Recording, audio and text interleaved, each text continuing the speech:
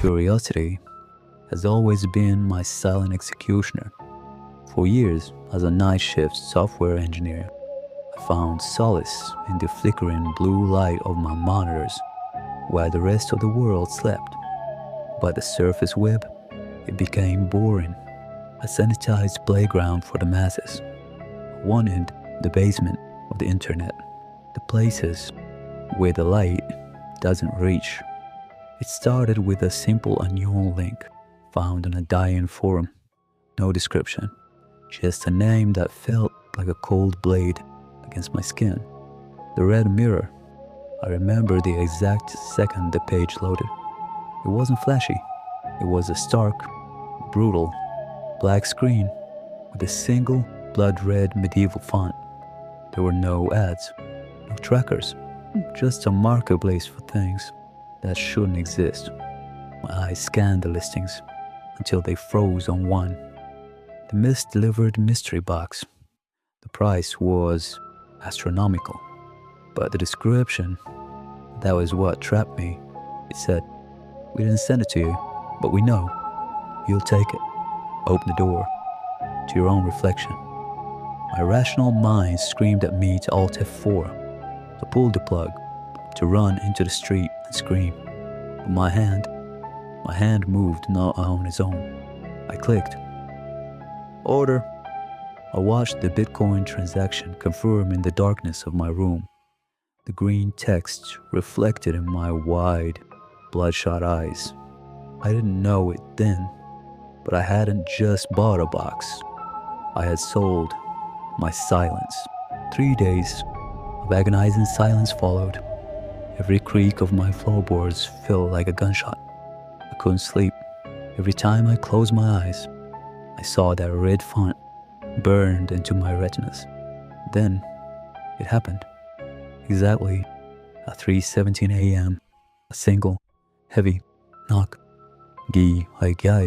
Dude, it wasn't the sound of a human knuckle. It sounded like a bone hitting the wood. I froze, my breath hitching in my throat. I checked my security feed, static, poor, white noise. But as I stared, a shape began to form in the gray mist of the screen. A tall, impossibly thin figure, draped in something that looked like rotten silk, turning away from my door.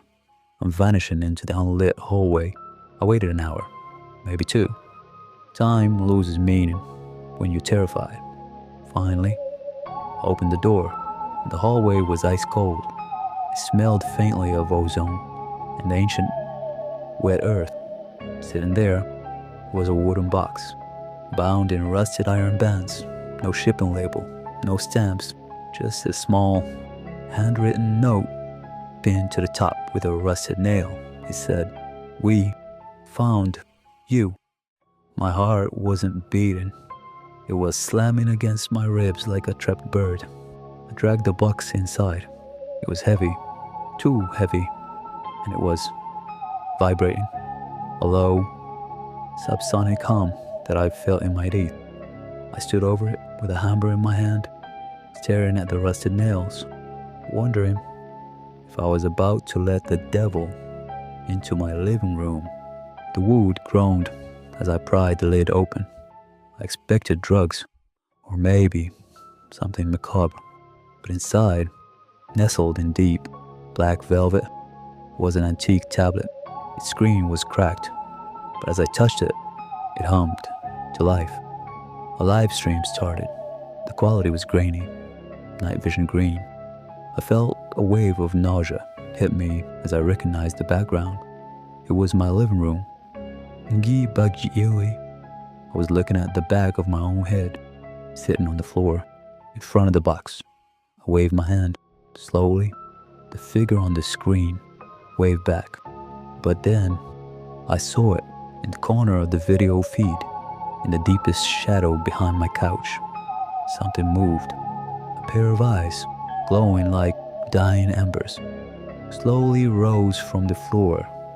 The viewer count on the screen changed from 1 to 2.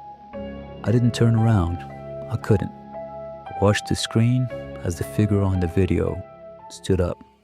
It was the same entity from the hallway, holding a phone, filming me from less than 3 feet away.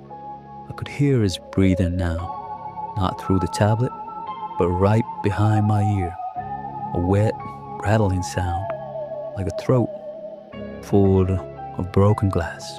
The last thing I saw on that screen, before it went black, was a long, gray finger reaching out to touch my shoulder. I didn't scream. You don't scream when you koi kung realize that the misdelivered package was never the box. It was me